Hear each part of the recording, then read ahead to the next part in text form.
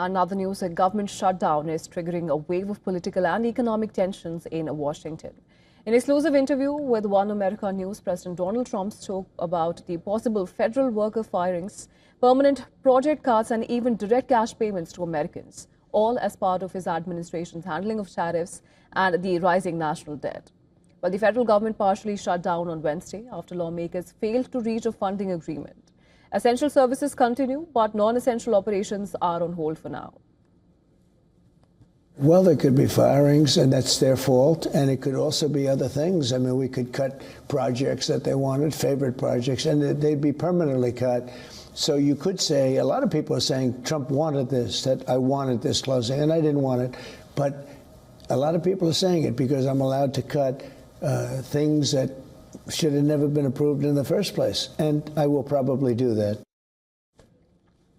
Well, Trump also pointed to the ballooning federal debt, which now stands at $37.64 trillion, up from $36 trillion just a year or two ago. He claimed that despite the increase, the U.S. is now under-leveraged due to high revenue streams. The numbers we have now are bigger than they ever were.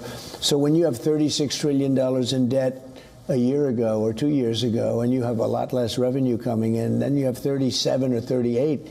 It's not 38 yet, but it will be. And the numbers are so much bigger. All of a sudden, 38, you're under-levered, whereas for 36, you were highly levered. We're not highly levered anymore. Now, with that being said, we'll pay back debt, but we also might make a distribution to the people, almost like a dividend to the people of America. Now, according to Trump, that dividend could come from tariff revenues, which he says are just beginning to kick in. He estimates the U.S. could generate over $1 trillion per year from tariffs, a number that far exceeds the Treasury's own estimate of $500 billion annually, as cited by Treasury Secretary Scott Bessent. Now, to date, the country has collected more than $200 billion in tariff revenue. Meanwhile, inflation is reported to be stable, hovering near the Federal Reserve's target rate. But for consumers and businesses, the real-world impact is still being felt. Trump says Democrats are standing in the way of reforms that would crack down on fraud, waste, and abuse in federal programs. I mean, they're political people. One of the other things is fraud, waste, and abuse. They don't want to have anybody. I mean, the whole thing is crazy. When you find obvious fraud, you want to take care of it. Waste and abuse. And they don't want anything to change. And what that's going to do is ruin it for the people that are tax-paying great American patriots. And while political battles dominate headlines, the latest economic data shows some stability in the labor market.